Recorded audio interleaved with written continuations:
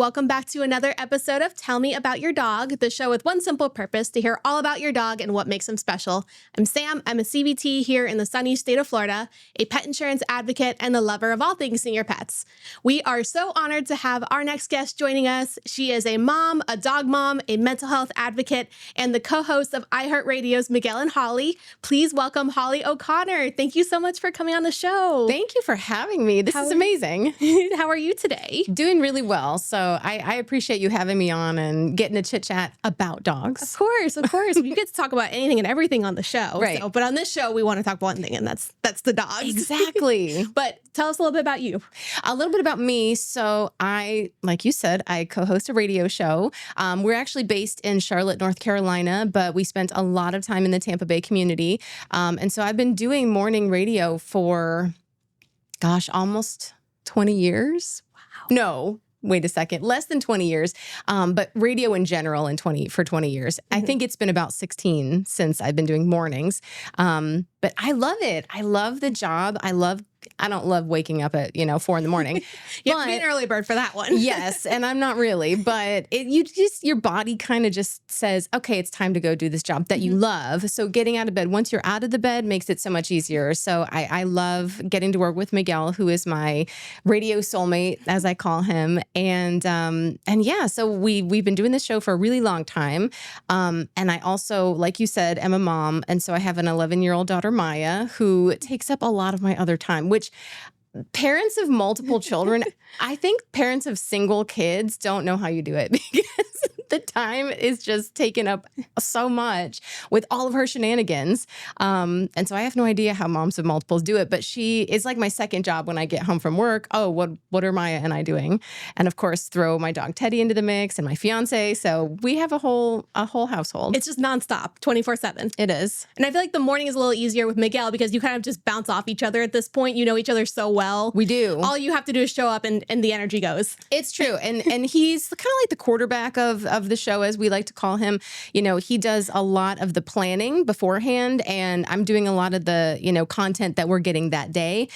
So he puts together an amazing show. And then you're right. We have worked together for so long that, that's one of the benefits from having such a great connection with someone, is that it's so easy, and you don't get that with just anybody. So it's really a benefit to us that we're able to just slip into it so easily and know exactly what the other one's going to say. Right. Mind readers 24/7. You guys you're like radio soulmates. Yes. I love that for you guys. What got you into radio? Did you always know you wanted to go the media route? No. So I knew that I liked to chat a lot. I've been a yapper since birth. We love that. We love yappers. They didn't love it back in the school days when they would put talks too much on report cards or whatever, which I have multiple of those. But I actually one time told my mom, I think talking a lot runs in our family, and I don't think she had to come back. But anyway.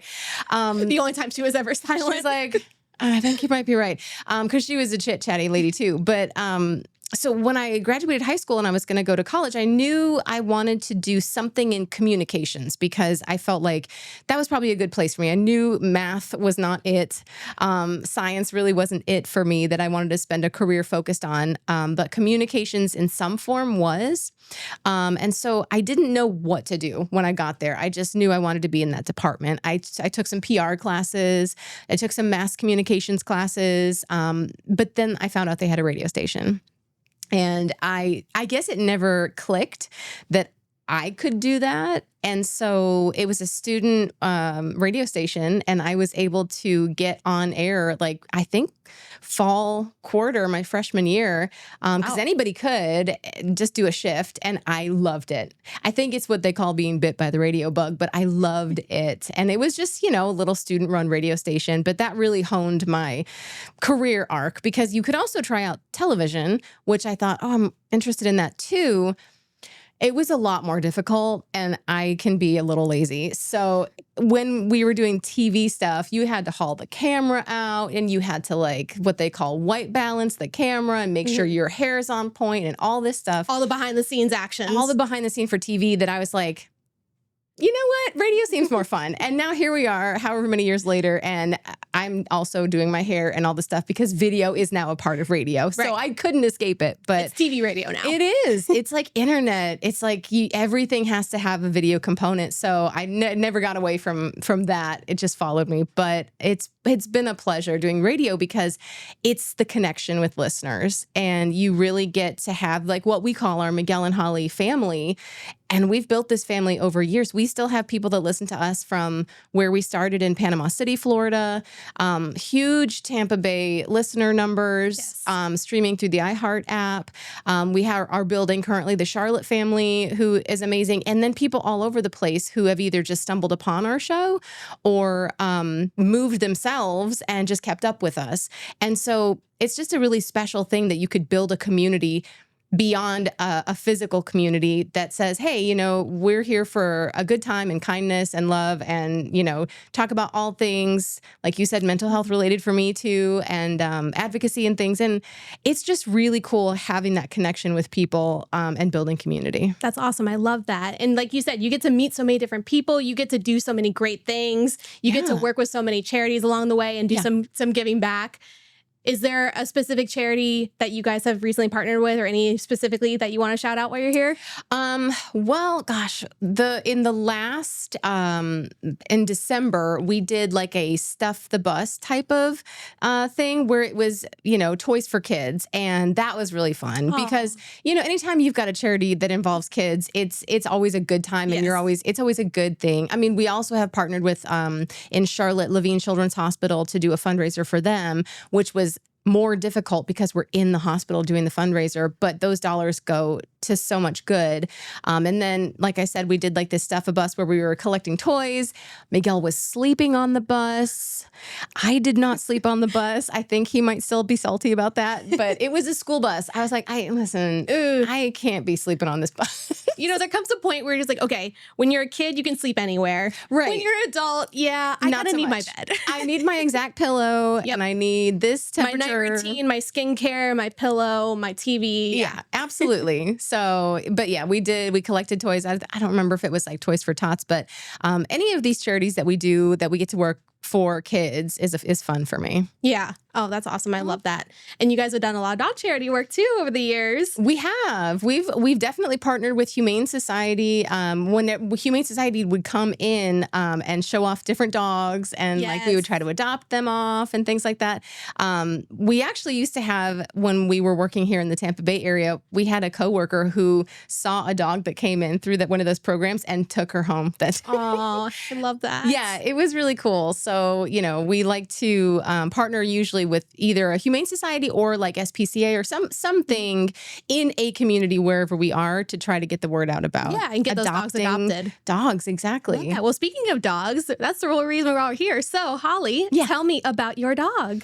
Okay, so my dog is a little wackadoo. He's a golden doodle, which we wanted some kind of doodle because my daughter Maya is actually a little bit allergic to dogs, and so I did a lot of research. And no dog is fully hypoallergenic. That just doesn't exist. Not everyone fully. Has standard. Yes, exactly right. So there's always going to be a little level, but you know, obviously some more than others. And so doing the research, any poodle breed is going to have a little bit less standard than another breed, for example. And so we were looking at doodles, Labradoodles, golden doodles, and I had never had a big dog.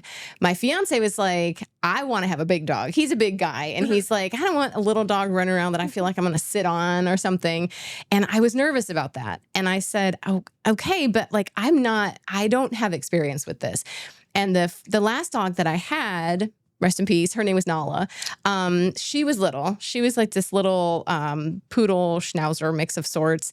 And so I didn't know what it would be like. Well, we started looking and we thought, okay, well, if we really want a golden doodle or some kind of doodle like this, maybe we should look at people that are doing this specifically, but it didn't feel right. And we really wanted to look at adopting a dog, you know, from a shelter or something. And so we had set up a couple meetings, but, you know, my fiance and I were like, let's just pop in and see what's up for adoption. It was like a random Saturday in October. And so we went and we walked in, and there he was, literally the first dog. And I said, doesn't that kind of look poodly, this dog here? And they were like, well, we're not sure. We think it's a poodle mix. And he was the calmest soul in this whole place. He was just sitting so nicely. Aww. We took him out to play. He was very chill. And I was like, oh my gosh, I think I love this one. Like, it was an instant connection. So we're like, okay, we're bringing him home. He's ours. He's ours. And we did not know, we couldn't figure out a name for a while. We had a couple in mind, Teddy being one of them. And that's what we ultimately went with. It was a family decision because we introduced him to my daughter when she came home from school that next Monday. She had been at her dad's house and she was excited. And he was already pretty big, not huge, but like tall and just, you know, skinny. Yeah. Because he was only, I think, 6 months at the time. So still a baby, still growing into his legs. Sure, yes, for sure. A little puppy, still just trying to, you know, figure out his spatial awareness and things.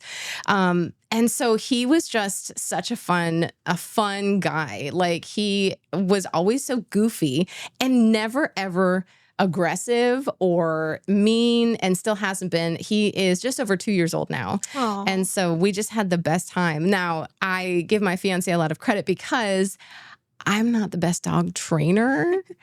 I don't know what I'm doing. And I have a low tolerance for, like, especially because I get up so early in the morning. I was like, I gotta have my sleep. Right. So we And tag structure. You teamed need that. schedule. Yes, exactly. So we tag teamed that, and he did a lot of those early months where I am under the impression, and I will stand by this, that those first few months of having a puppy are very similar to having a newborn. Mm-hmm. Obviously, then the two diverge. But Same but different. Same but different, because you're getting up in the middle of the night multiple times. You don't know what's wrong always necessarily. Someone's got to clean up poo. And so, you know, it's a lot of work that we just dove into.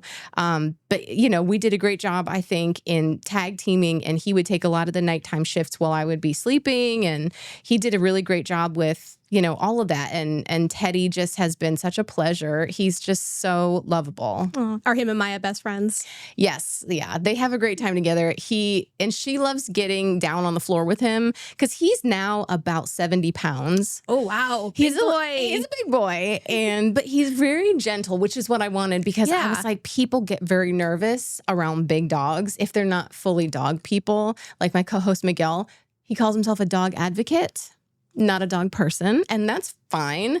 But if he were to come over, he's off the bat a little nervous just due to Teddy's size. And so I said, I want to make sure that this is not going to be a dog who jumps on someone or anything like that, because that's, you know, important too. Of course. And so what we got Teddy to do, he doesn't do a lot of tricks or anything like this, but what he does do is he's really good at sitting, and then he'll just give you his paw. Oh, He just really instantly just warms your heart. Wants to hold your There hand. you go. And so that's his greeting now. So he'll get so excited, and then he'll sit and he just will put his paw on you. So he's just really, like I said, he's really goofy and he's really lovable. And the two of them, she takes pictures with the two of them all the time, selfies and stuff. Yeah.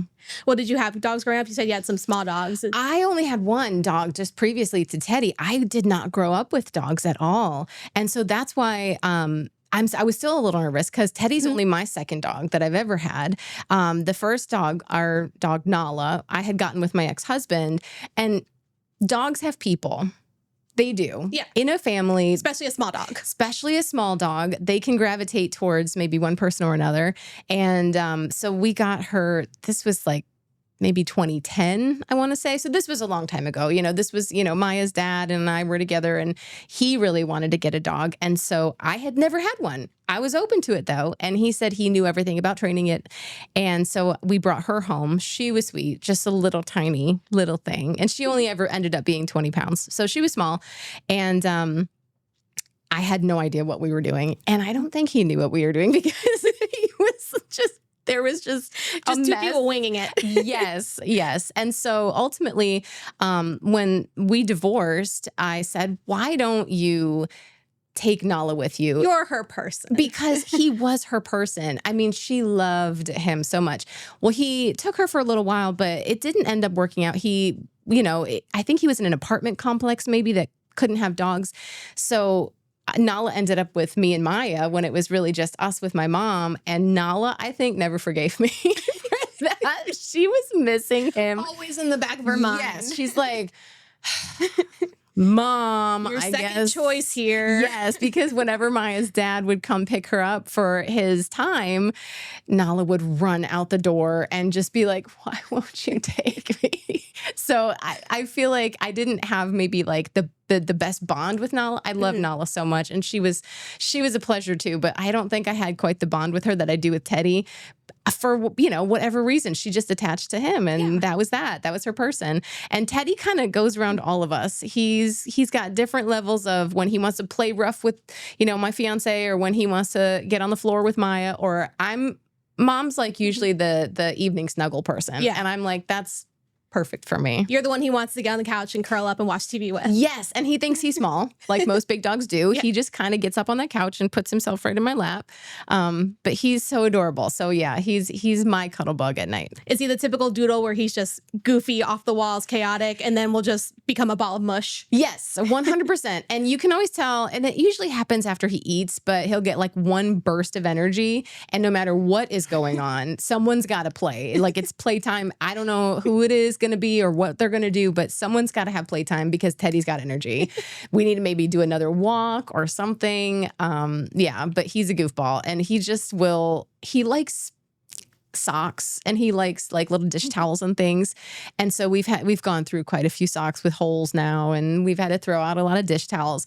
He's getting better. Like here we are at like 2-ish, and he doesn't always get them. But when he's excited, he will go for the socks. And we're like, Teddy!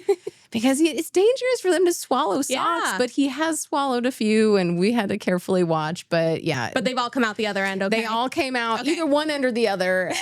Especially in the middle of the night. If a dog is going to puke.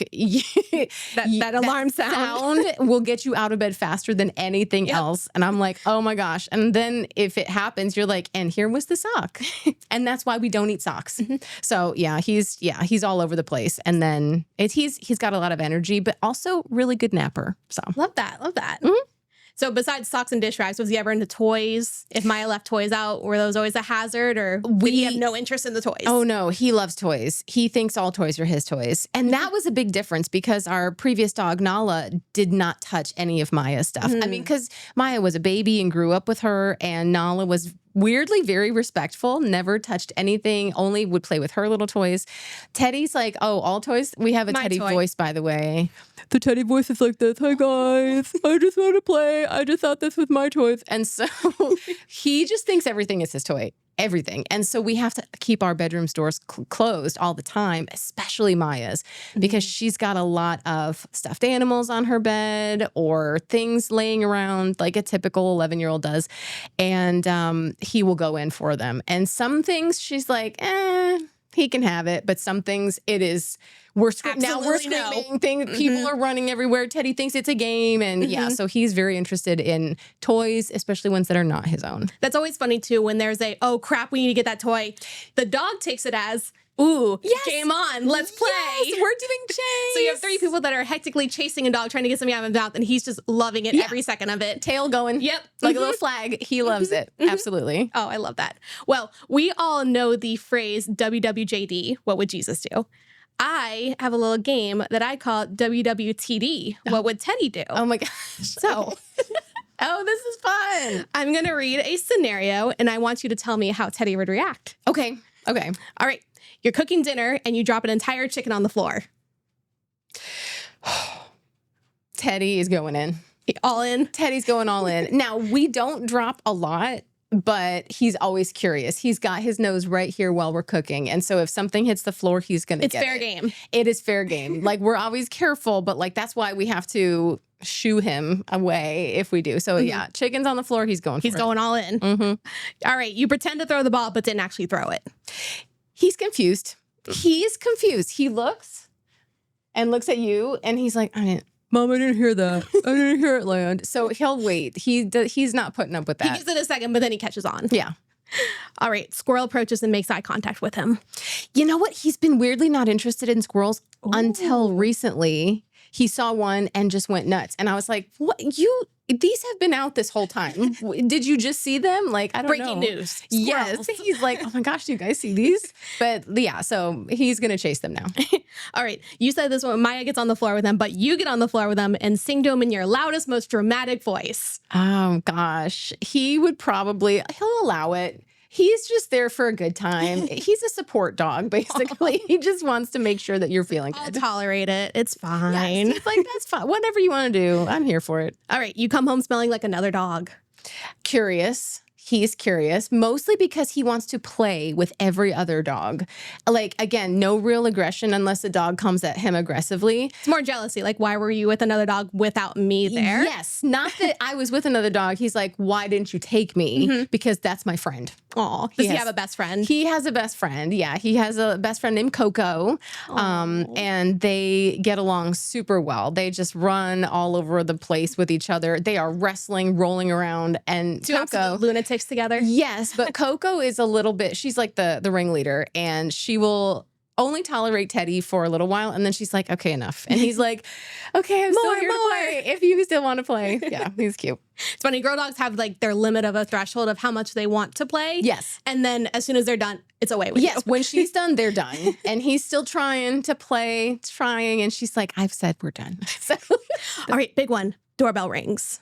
oh, barking. Lots Bark, and lots bark, of bark. Bark, bark, bark. A lot of barking also when people walk in front of the window in our living room, because apparently that's his territory. Gotcha. Also. So And he's on alert. He is the of his neighborhood territory. watch. He's the neighborhood watch. And sometimes I'm like, Teddy, people are allowed to walk. People are allowed to be on the sidewalk. Like, I don't know. But they didn't approve it with him first. So he has Correct. to make sure everybody knows. Yes. He's just doing his job. He is. Yeah. All right. It's time for a nail trim, and the nail trimmers come out. Listen, I thankfully don't know about this because my fiance handles all of the grooming situations. And so that's, that's how I like it. I would rather not know if he's weird or scared or whatever. I'm sure you would hear about it if there was something dramatic I going on. would. For the most part, like whenever he does get groomed or nails or anything, again, the worst part is he just wants to play with the other dogs there. So he's not that chill. He's excited. Aw. All right. Someone in the house is homesick. Where's Teddy? Oh, on the lap. Oh. He's a comfort. He's a comfort doodle. He's the nurse dog. He is. Oh, He I knows love when that. something's wrong, and he'll put his head on you. Oh, That's just cute. turns into a ball of emotional support. He is. Yes. Oh, I love that. All right. A stranger that Teddy doesn't know gets close to Maya. I'm not sure. I think that he would be on alert. I think he would, because there was also I had taken him for a walk recently when there was a dog that kind of came out of nowhere off leash and was barreling towards us, and he moved to protect me. So I think he would not take any nonsense. I love that. Yes, we love a guard dog. All right. You're on a car ride and you pull into the vet's office.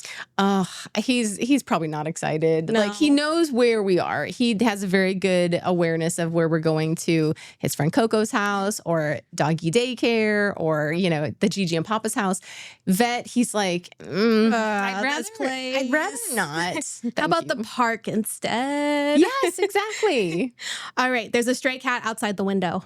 Oh, again, like a stranger outside the window or just a passerby. Ballistic. He's Bark, like, bark. why? No one's allowed by my window. Like, we do this every day, guys. Yes. Haven't we? I got to keep this clear. All right. You start to fake cry. Fake cry. Ooh. I think he's coming over like he's going to comfort you as if you were sick or sad or whatever. But if you're not really crying, he's like, why did I picks do up on this the for? act. What are we doing here? It's like, Mom, seriously? Yes. All right. You walk down the toy aisle with him. What kind of toy is he picking out? He wants like a fluffy stuffed animal thing, but he can't have those because he shreds them in 5 minutes. Stuffing flying everywhere. Fluff everywhere. We have to get really durable toys that he can rip into for as long as he can before we have to throw it out. But yeah, he'll destroy a toy. Have you seen the toy where there's a toy inside of the toy? I have not. Those are the best invention ever. It's 4 dogs who shred toys. Okay. And as soon as they shred the toy, there's another one inside that's a more durable toy. So it's usually like something rubber. I love this. Yeah. So they tear it open and instead of fluff, there's another toy. Okay, I need it. I'm gonna write that down when we leave here because I'm gonna need to do that. Yeah, I think every dog should have a double toy. Double toy. All right, 2 more. Vacuum cleaner comes out and heads straight for him. Oh, he's moving. Now, he allows me to vacuum because I will get the vacuum out at least once a week or so, more depending on whether he's like in his fluffy mode before he gets a haircut. Because he doesn't really shed too badly, but there is still some. And so I'll vacuum, and as long as he's away from it, he'll like watch and he'll keep an eye. And then as soon as he gets close by him, he scoots. He's gonna scoot away. He doesn't like that. Nope. He's like, I will supervise and make sure everything's going okay, but I don't want anything to do with it. No, I do not want that near me. Thank you. I will just watch from a distance. Yes, but you're doing a great job, Mom. Yeah, exactly. All right, last one. Throw him in the pool. We've tried twice. You would think that he was dying. And this is weird because I know that poodles are bred water dogs from like way back in the day. I did my research about these things. She did. So like poodles are supposed to be out in the water. They supposedly love water.